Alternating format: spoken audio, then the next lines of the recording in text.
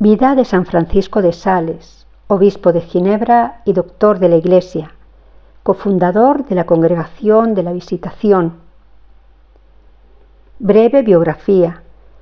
El patrono de los periodistas, fue un escritor que se distinguió por decir la verdad con elegancia y sin herir a nadie, por escribir y hablar con tanta delicadeza que nadie se sentía molesto. Un escritor y orador que no buscaba el morbo, sino la transmisión de la simple y llana verdad evangélica, y supo comunicar la idea de que todo lo auténticamente humano es cristiano. Nace el gran santo. San Francisco nació en el castillo de Sales, en Saboya, el 21 de agosto de 1567. Fue bautizado al día siguiente en la iglesia parroquial de Torrens con el nombre de Francisco Buenaventura. Durante toda su vida sería su patrono, San Francisco de Asís. El cuarto donde nació se llamaba el cuarto de San Francisco, porque había en él una imagen del poverelo predicando a los pájaros y los peces. De niño, Francisco fue muy delicado de salud, ya que nació prematuro, pero gracias al cuidado que recibió, se pudo recuperar y fortalecer con los años. Si bien no era robusto, su salud le permitió desplegar una enérgica actividad durante su vida. La madre de Francisco. La señora Francisca de Boissy era una mujer sumamente amable y trabajadora y profundamente piadosa. Santa Juana de Chantal dice que la gente la admiraba como a una de las damas más respetables de esa época. Tenía que mandar y dirigirlo todo en un amplísimo castillo donde laboraban 40 trabajadores, sirvientas, mensajeros, labradores y encargados del ganado. Es muy importante tener en cuenta las cualidades de la madre de Francisco, porque éste, por el valle nublado y frío y oscuro donde estaba su casa, podría haber sido un hombre retraído y más bien inclinado a la tristeza y el pesimismo. Y en cambio, por la maravillosa formación que doña Francisca le ha proporcionado y por la educación que le hace dar su padre, obtiene las bases para llegar a ser más tarde, con la gracia de Dios y por sus grandes esfuerzos, un portento de amabilidad y del más exquisito trato social. Doña Francisca era una mujer que vivía muy ocupada, pero sin afanes ni apresuramientos. Quizá de ella habrá aprendido el niño Francisco aquella virtud suya que le dará resultado toda su vida: trabajar mucho, trabajar siempre, pero sin perder la calma, sin inquietud, dejando para mañana lo que se puede hacer mañana y para hoy lo que se debe hacer hoy. La religión dominaba la vida de doña Francisca y la compartía con todos, de ahí que Francisco aprendiese todo esto y luego lo usase más tarde para el beneficio de muchas almas.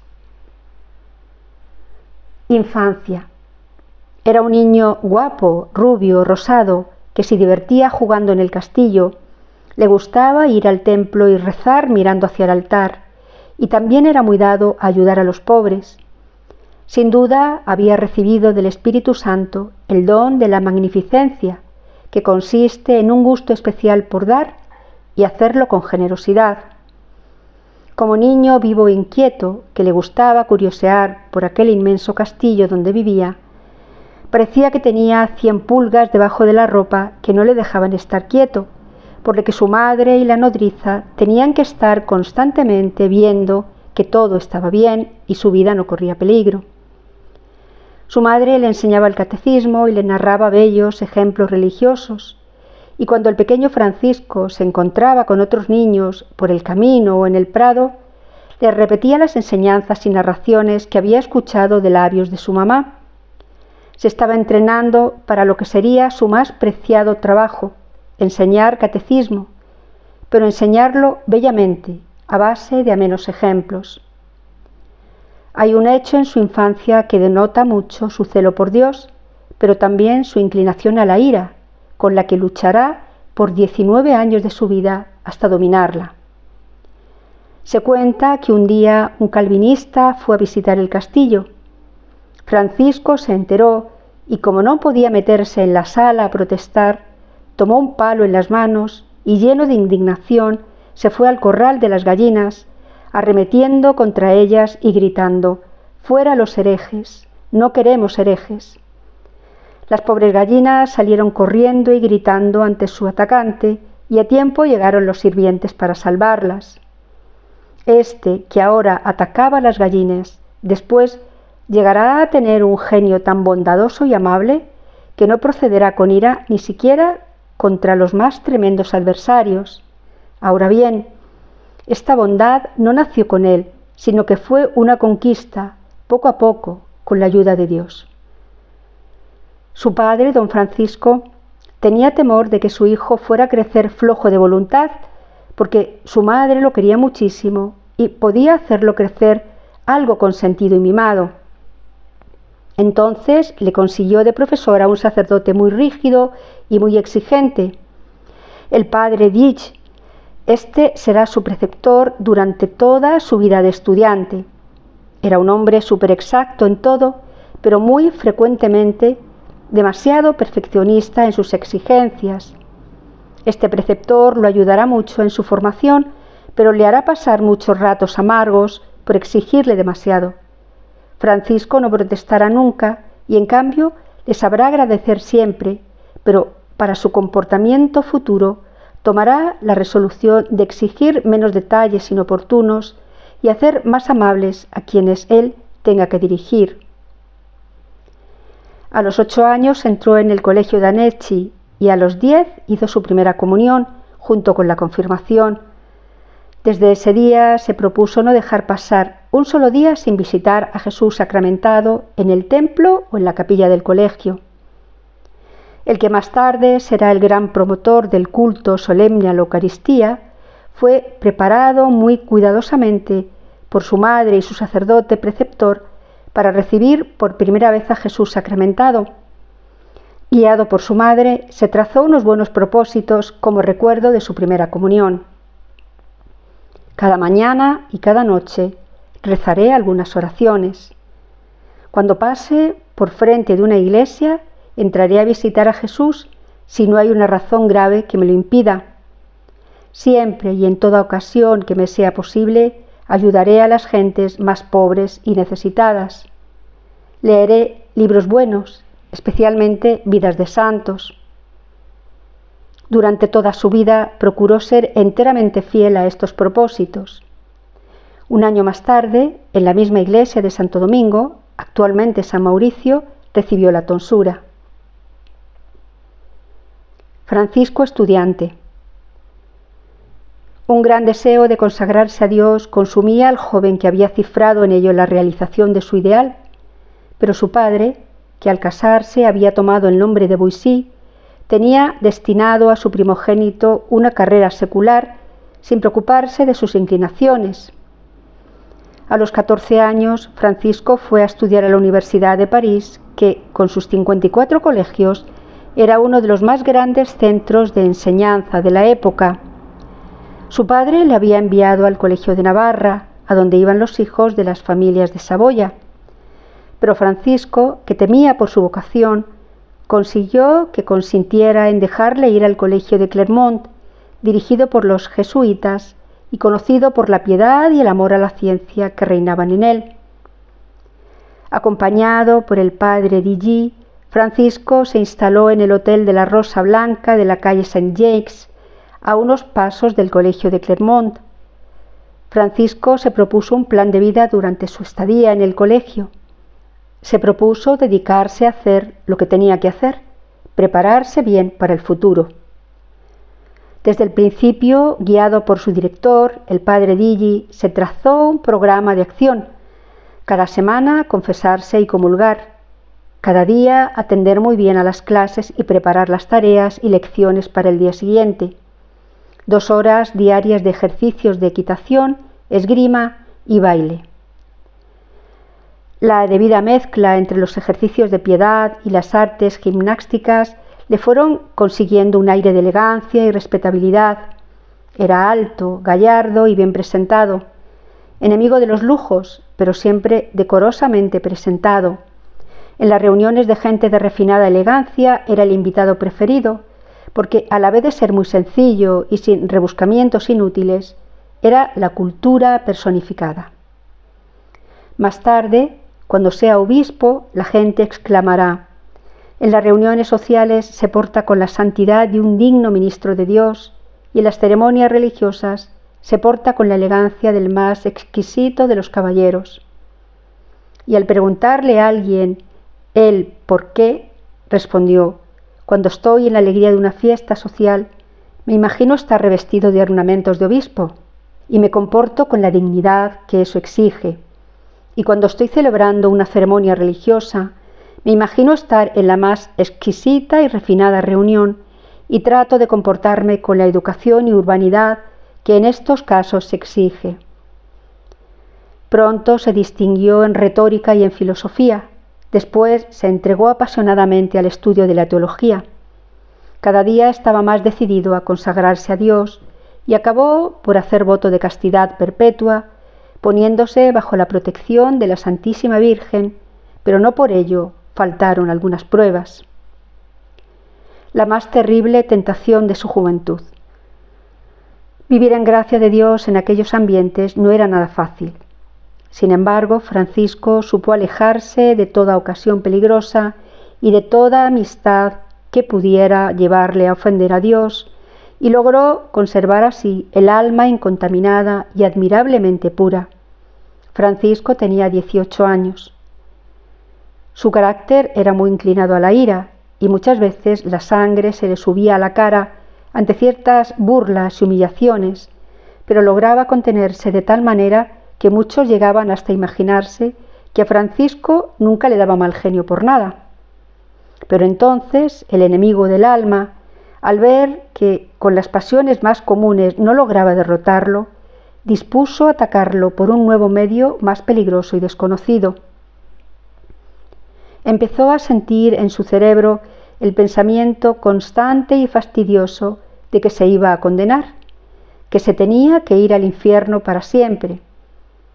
La herejía de la predestinación que predicaba Calvino y que él había leído se le clavaba cada vez más en la mente y no lograba apartarla de allí. Perdió el apetito y no dormía. Estaba tan impresionantemente delgado y temía hasta enloquecer. Lo que más le temorizaba no eran los demás sufrimientos del infierno, sino que allá no podría amar a Dios. El Señor, permitiéndole la tentación, le da la salida. El primer remedio que encontró fue decirle al Señor: «Oh mi Dios, por tu infinita justicia tengo que irme al infierno para siempre. Concédeme que allá yo pueda seguirte amando. No me interesa que me mandes todos los suplicios que quieras, con tal de que me permitas seguirte amando siempre». Esta oración le devolvió gran parte de la paz a su alma. Pero el remedio definitivo que le consiguió que esta tentación jamás volviese a molestarle fue al entrar a la iglesia de San Esteban en París y arrodillarse ante una imagen de la Santísima Virgen y rezarle la famosa oración de San Bernardo. Acuérdate, oh piadosísima Virgen María, que jamás oyó decir que hayas abandonado a ninguno de cuantos han acudido a tu amparo, implorando tu protección y reclamando tu auxilio.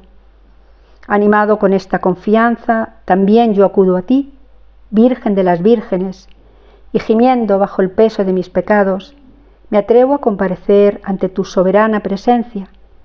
No desprecies mis súplicas, Madre del Verbo Divino, antes bien, óyelas y acógelas benignamente. Amén. Al terminar de rezar esta oración, se le fueron como por milagro todos sus pensamientos de tristeza y de desesperación, y en vez de los amargos convencimientos de que se iba a condenar, le vino la seguridad de que Dios envió al mundo a su Hijo no para condenarlo, sino para que los pecadores se salven por medio de él, y el que cree no será condenado. Esta prueba le sirvió mucho para curarse de su orgullo y también para saber comprender a las personas en crisis y tratarlas con bondad. Estudiante de universidad. En 1588 partió para la ciudad italiana de Padua. Su padre le había dado la orden de estudiar abogacía y doctorarse en Derecho. Francisco fue obedeciendo a su padre. Estudiaba Derecho durante 4 horas diarias para poder llegar a ser abogado. Otras 4 horas estudiaba teología, la ciencia de Dios, porque tenía un gran deseo, llegar a ser sacerdote. Durante su estadía en Padua, dice el mismo Francisco que lo que más le ayudó fue la amistad y dirección espiritual de ciertos sacerdotes jesuitas, muy sabios y muy santos. Le ayudó mucho también la lectura de un libro que le acompañará durante su vida por 17 años, escrito por el padre Scupoli, llamado El combate espiritual. Lo leía todos los días y sacaba gran provecho de su lectura. San Francisco hizo un detallado plan de vida para preservarse durante su estadía en Padua y se propuso hacer lo siguiente: cada mañana hacer el examen de previsión, que consistía en ver qué trabajos, qué personas o actividades iba a realizar en ese día y planear cómo iba a comportarse ante ellos. A mediodía visitar el Santísimo Sacramento y hacer el examen particular, examinando su defecto dominante y viendo si había actuado con la virtud contraria a él. Durante 19 años, su examen particular será acerca del mal genio, de aquel defecto tan fuerte que era su inclinación a encolerizarse. Ningún día sin meditación, aunque fuese por media hora, dedicarse a pensar en los favores recibidos por el Señor, en las grandezas de Dios, en las verdades de la Biblia o en los ejemplos de los santos. Cada día rezar el Santo Rosario, no dejarlo de rezar ningún día de su vida, promesa que siempre cumplió. En su trato con los demás, ser amable pero moderado. Durante el día, pensar en la presencia de Dios. Cada noche, antes de acostarse, hacer el examen del día. Decía: recordaré si empecé mi jornada encomendándome a Dios, si durante mis ocupaciones me acordé muchas veces de Dios para ofrecerle mis acciones, pensamientos, palabras y sufrimientos. Si todo lo que hoy hice fue por amor al buen Dios, si traté bien a las personas, si no busqué en mis labores y palabras darle gusto a mi amor propio y a mi orgullo, sino agradar a Dios y hacer bien a mi prójimo, si supe hacer algún pequeño sacrificio, si me esforcé por estar fervoroso en la oración, y pediré perdón al Señor por las ofensas de este día. Haré propósito de portarme mejor en adelante y suplicaré al cielo que me conceda fortaleza para ser siempre fiel a Dios.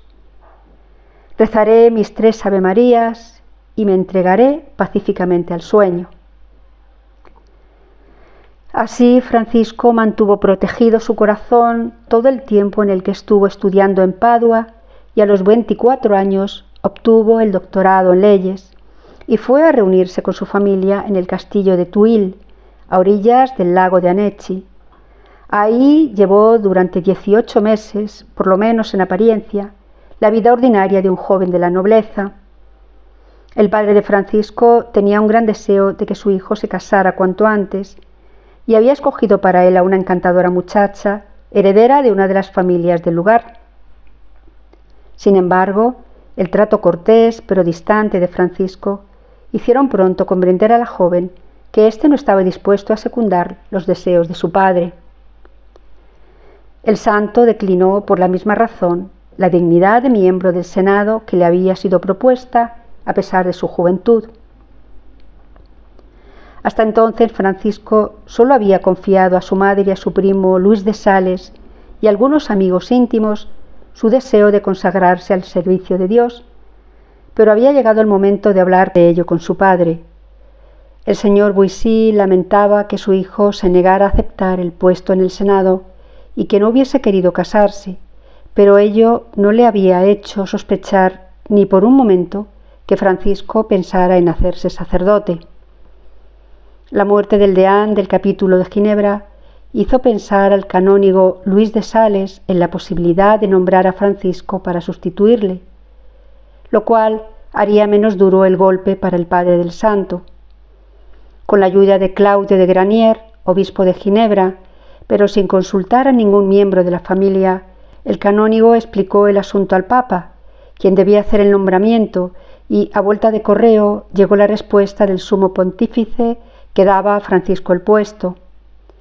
Este quedó muy sorprendido ante la dignidad con que le distinguía el Papa, pero se resignó a aceptar ese honor que no había buscado, con la esperanza de que su padre accedería así más fácilmente a su ordenación. Pero el señor de Boissy era un hombre muy decidido y pensaba que sus hijos le debían una obediencia absoluta. Francisco tuvo que recurrir a toda su respetuosa paciencia y su poder de persuasión para convencerle de que debía ceder.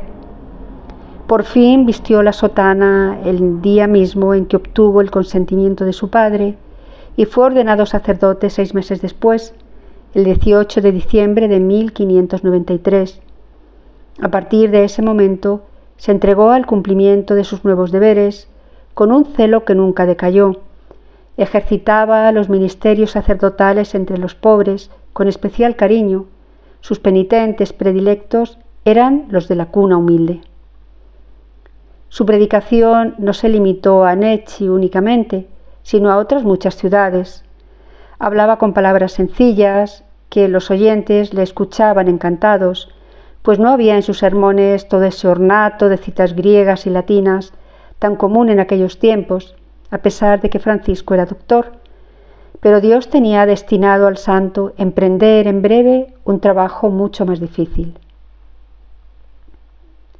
A la conquista de los calvinistas, la misión de Chablés.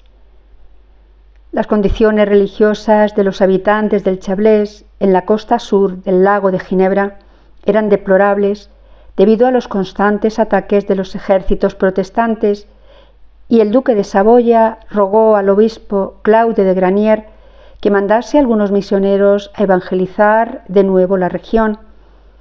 El obispo envió a un sacerdote de Thonon, capital de Chablés, pero sus intentos fracasaron.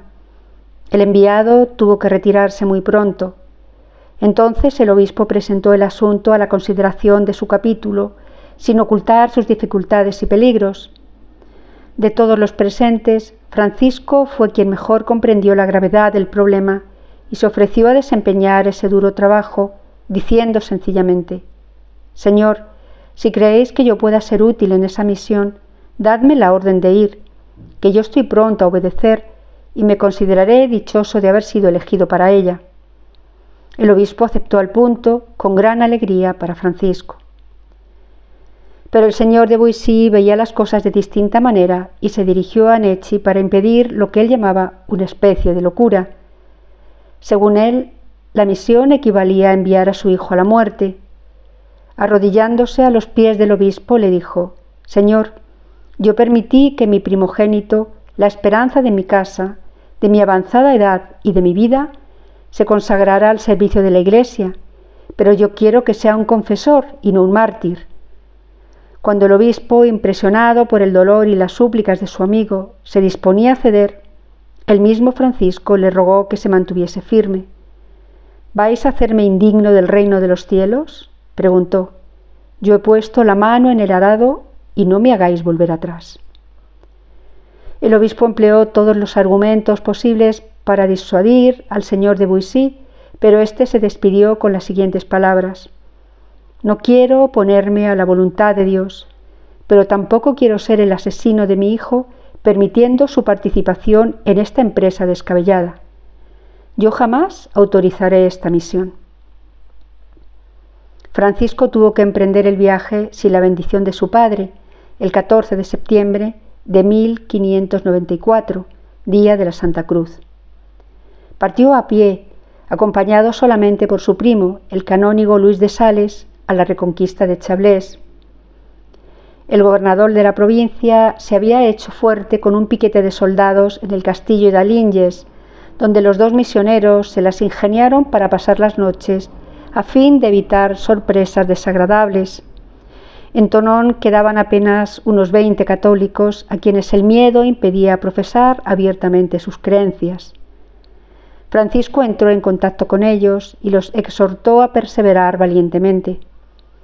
Los misioneros predicaban todos los días en Thonon y poco a poco fueron extendiendo sus fuerzas a las regiones circundantes. El camino al castillo de Alinges, que estaban obligados a recorrer, ofrecía muchas dificultades, particularmente en invierno. Resultaba bastante peligroso. Una noche, Francisco fue atacado por los lobos y tuvo que trepar a un árbol y permanecer allí en vela para escapar con vida. A la mañana siguiente, unos campesinos le encontraron en tan lastimoso estado que, de no haberle transportado a su casa para darle de comer y hacerle entrar en calor, el santo probablemente hubiera muerto. Los buenos campesinos eran calvinistas. Francisco les dio las gracias en términos tan llenos de caridad que se hizo amigo de ellos y muy pronto los convirtió al catolicismo. En 1595, un grupo de asesinos se puso al acecho de Francisco en 2 ocasiones, pero el cielo preservó la vida del santo en forma milagrosa. El tiempo pasaba y el fruto del trabajo de los misioneros era muy escaso. Por otra parte, el señor de Boissy enviaba constantemente cartas a su hijo, rogándole y ordenándole que abandonase aquella misión desesperada. Francisco respondía siempre que si su obispo no le daba una orden formal de volver, no abandonaría su puesto. El santo escribía a un amigo de Envían en estos términos: estamos apenas en los comienzos, estoy decidido a seguir adelante con valor y mi esperanza, contra toda esperanza, está puesta en Dios. San Francisco hacía todos los intentos para tocar los corazones y las mentes del pueblo. Con este objeto empezó a escribir una serie de panfletos en los que exponía la doctrina de la Iglesia y refutaba la de los calvinistas. Aquellos escritos, redactados en plena batalla, que el santo hacía copiar a mano por los fieles para distribuirlos, formarían más tarde el volumen de las controversias. Los originales se conservan todavía en el convento de la Visitación de Anechi. Aquí empezó la carrera de escritor de San Francisco de Sales, que a este trabajo añadía el cuidado espiritual de los soldados de la guarnición del castillo de Alinges, que eran católicos de nombre y formaban una tropa ignorante y disoluta. En el verano de 1595, cuando San Francisco se dirigía al monte Boirón a restaurar un oratorio a Nuestra Señora, destruido por los habitantes de Berna, una multitud se echó sobre él después de insultarle y le maltrató. Poco a poco el auditorio de sus sermones en Thonon fue más numeroso, al tiempo que los panfletos hacían efecto en el pueblo. Por otra parte, aquellas gentes sencillas admiraban la paciencia del santo en las dificultades y persecuciones y le otorgaban sus simpatías. El número de conversiones empezó a aumentar y llegó a formarse una corriente continua de apóstatas que volvían a reconciliarse con la Iglesia. Cuando el obispo Granier fue a visitar la misión, 3 o 4 años más tarde, los frutos de la abnegación y el celo de San Francisco de Sales eran visibles. Muchos católicos salieron a recibir al obispo, quien pudo administrar una buena cantidad de confirmaciones y aún presidir la adoración de las 40 horas, lo que había sido inconcebible unos años antes en Thonon. San Francisco había restablecido la fe católica en la provincia y merecía en justicia el título de apóstol de Chablés. Mario Besson, un posterior obispo de Ginebra, ha resumido la obra apostólica de su predecesor en una frase del mismo San Francisco de Sales a Santa Juana de Chantal: yo he repetido con frecuencia que la mejor manera de predicar contra los herejes es el amor, aun sin decir una sola palabra de refutación contra sus doctrinas.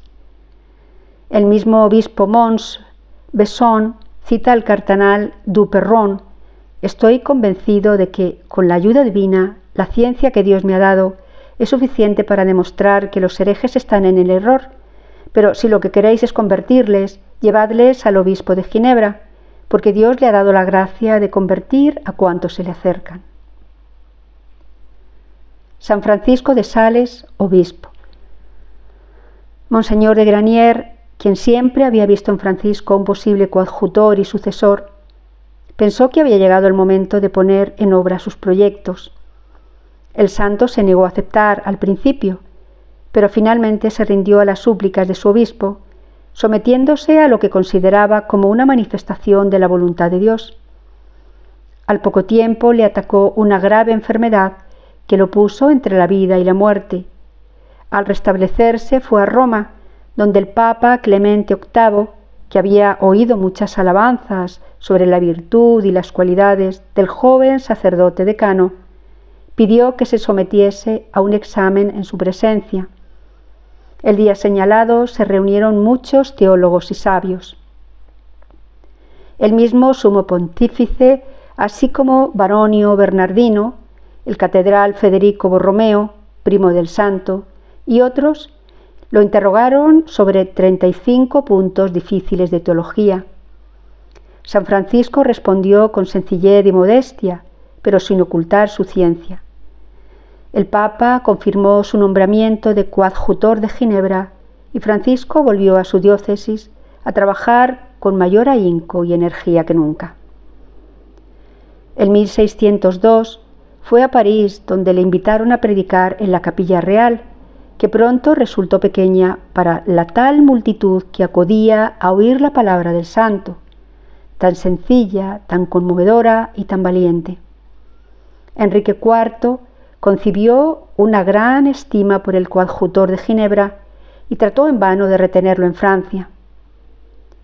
Años más tarde, cuando San Francisco de Sales fue de nuevo a París, el rey redobló sus instancias, pero el joven obispo se rehusó a cambiar su diócesis de la montaña, su pobre esposa, como él la llamaba, por la importante diócesis, la esposa rica que el rey le ofrecía.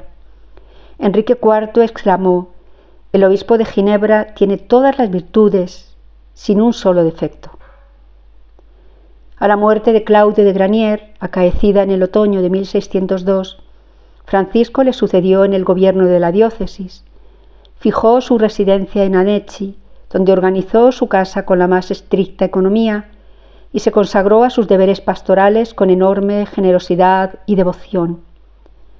Además del trabajo administrativo que llevaba hasta los menores detalles del gobierno de su diócesis, el santo encontraba todavía tiempo para predicar y confesar con infatigable celo.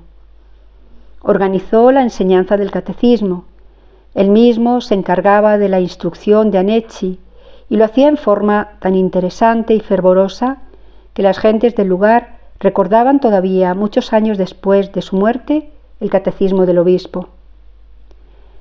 La generosidad y caridad, la humildad y clemencia del santo eran inagotables. En su trato con las almas fue siempre bondadoso, sin caer en la debilidad, pero sabía emplear la firmeza cuando no bastaba la bondad. En su maravilloso tratado del amor de Dios escribió: «La medida del amor es amar sin medida». Supo vivir lo que predicaba. Con su abundante correspondencia alentó y guió a innumerables personas que necesitaban de su ayuda. Entre los que dirigía espiritualmente, Santa Juana de Chantal ocupa un lugar especial.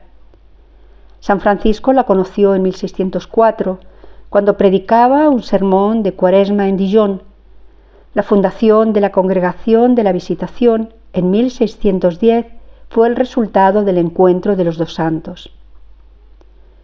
El libro Introducción a la vida devota nació de las notas que el santo conservaba de las instrucciones y consejos enviados a su prima política, la señora de Chamoisy, que se había confiado a su dirección. San Francisco se decidió en 1608 a publicar dichas notas con algunas adiciones. El libro fue recibido como una de las obras maestras de la estética y pronto se tradujo en muchos idiomas. En 1610, Francisco de Sales tuvo la pena de perder a su madre. Su padre había muerto años antes. El santo escribió más tarde a Santa Juana de Chantal: «Mi corazón estaba desgarrado y lloré por mi buena madre como nunca había llorado desde que soy sacerdote». San Francisco habría de sobrevivir por 9 años a su madre, 9 años de inagotable trabajo. Últimos meses y muerte del santo. En 1622, el duque de Saboya, que iba a ver a Luis XIII en Aviñón, invitó al santo a reunirse con él en aquella ciudad. Movido por el deseo de abogar por la parte francesa de su diócesis, el obispo aceptó al punto la invitación, aunque arriesgaba su débil salud en un viaje tan largo y en pleno invierno. Parece que el santo presentía que su fin se acercaba. Antes de partir de Annecy, puso en orden todos sus asuntos y emprendió el viaje como si no tuviera esperanza de volver a ver a su Grey. En Aviñón hizo todo lo posible por llevar su acostumbrada vida de austeridad, pero las multitudes se apiñaban para verle y todas las comunidades religiosas querían que el santo obispo les predicara. En el viaje de regreso, San Francisco se detuvo en Lyon, hospedándose en la casita del jardinero del convento de la Visitación. Aunque estaba muy fatigado, pasó un mes entero atendiendo a las religiosas. Una de ellas le rogó que le dijese qué virtud debía practicar especialmente. El santo escribió en una hoja de papel con grandes letras: humildad. Durante el Adviento y la Navidad, bajo los rigores de un crudo invierno, prosiguió su viaje predicando y administrando los sacramentos a todo el que se lo pedía. El día de San Juan le sobrevino una parálisis, pero recuperó la palabra y el pleno conocimiento. Con admirable paciencia soportó las penosas curaciones que se le administraron con la intención de prolongarle la vida, pero que no hicieron más que acortársela. En su lecho repetía: puse toda mi esperanza en el Señor, y me oyó y escuchó mis súplicas, y me sacó del foso de la miseria y del pantano de la iniquidad. En el último momento, apretando la mano de uno de los que le asistían solícitamente, murmuró: empieza a anochecer y el día se va alejando. Su última palabra fue el nombre de Jesús, y mientras los circundantes recitaban de rodillas las letanías de los agonizantes, San Francisco de Sales expiró dulcemente a los 56 años de edad, el 28 de diciembre de 1622, fiesta de los santos inocentes. Había sido obispo por 21 años. Después de su muerte, a la misma hora en que falleció San Francisco de Sales, en la ciudad de Grenoble, estaba Santa Juana de Chantal orando por él, cuando oyó una voz que decía: ya no vive sobre la tierra. Pero era poco inclinada a creer en favores extraordinarios. No creyó que fuese un aviso de la muerte del santo. Cuando le llegaron con la noticia, comprendió que aquella voz era cierta, y durante todo el día y la noche no podía parar de llorar la muerte del santo. El día 29 de diciembre, la ciudad entera de Lyon fue desfilando por la humilde casita donde había muerto el querido santo, y era tanto el deseo de la gente de besarle las manos y los pies que los médicos no lograban llevarse el cadáver para hacerle la autopsia. La hiel del santo. Dice Monseñor Camus que, tras hacerle la autopsia y sacarle la hiel, la encontraron convertida en 33 piedrecitas, señal de los esfuerzos tan heroicos que había tenido que hacer para vencer su temperamento tan inclinado a la cólera y al mal genio y llegar a ser el santo de la amabilidad. Reliquias del santo. Todos en Lyon querían un recuerdo del santo. Sus ropas fueron partidas en miles de pedacitos para darle a cada cual alguna reliquia. El corazón del santo. Dentro de un estuche de plata fue llevado el corazón del gran obispo al convento de las Hermanas de la Visitación de Lyon y guardado allí como un tesoro. Expuesto al público. Una vez embalsamado el cuerpo de Monseñor Francisco de Sales, fue vestido con sus ornamentos episcopales y trasladado en un ataúd para sus funerales en la iglesia de la Visitación. Estuvo expuesto para veneración de los fieles por 2 días. Cuando la noticia llegó a Annecy, tomó a todos por sorpresa y después de un silencio general, todos lloraban a su querido obispo. Inmediatamente que llegó su cadáver a Annecy y fue sepultado, empezaron a ocurrir milagros por la intercesión del santo, lo que llevó a la Santa Sede a abrir su causa de beatificación en 1626. ¿Qué sucedió el día que abrieron su tumba? En 1632 se hizo la exhumación del cadáver de Francisco de Sales para saber cómo estaba. Abrieron su tumba los comisionados de la Santa Sede, acompañados de las monjas de la Visitación. Cuando levantaron la lápida, apareció el santo igual que cuando vivía. Su hermoso rostro conservaba la expresión de un apacible sueño. Le tomaron la mano y el brazo. Estaban elásticos, a pesar de llevar 10 años enterrado. Del ataúd salió una extraordinaria y agradable fragancia. Toda la ciudad desfiló ante su santo obispo, que apenas parecía dormido. Por la noche, cuando todos los demás hubieron ido, la madre de Chantal volvió con sus religiosas a contemplar más de cerca y con más tranquilidad y discernimiento el cadáver de su venerado fundador. Mas a causa de la prohibición de las autoridades no se atrevieron a tocarle ni a besar sus hermosas y pálidas manos. Pero al día siguiente, los enviados de la Santa Sede le dijeron que la prohibición para tocarlo no era para ella, y entonces se arrodilló junto al ataúd, se inclinó hacia el santo, le tomó la mano y se la puso sobre su cabeza como para pedirle una bendición. Todas las hermanas vieron cómo aquella mano parecía recobrar vida y, moviendo sus dedos suavemente, oprimió y acarició la humilde cabeza inclinada de su discípula preferida y santa. Todavía hoy en Annecy las hermanas de la Visitación conservan el velo que aquel día llevaba en la cabeza la madre Juana Francisca. San Francisco fue beatificado por el Papa Alejandro VII en el año 1661 y el mismo Papa lo canonizó en 1665 a los 43 años de su muerte. En 1878, el Papa Pío IX, considerando que los 3 libros famosos del santo, las controversias contra los protestantes, la introducción a la vida devota, o Filotea, y el tratado del amor de Dios, o Teótimo, tanto como la colección de sus sermones, son verdaderos tesoros de sabiduría, y declaró a San Francisco de Sales doctor de la Iglesia, siendo llamado el doctor de la amabilidad. Oración. Glorioso San Francisco de Sales, vuestro nombre porta la dulzura del corazón más afligido. Vuestras obras destilan la selecta miel de la piedad. Vuestra vida fue un continuo holocausto de amor perfecto, lleno del verdadero gusto por las cosas espirituales y del generoso abandono en la amorosa divina voluntad.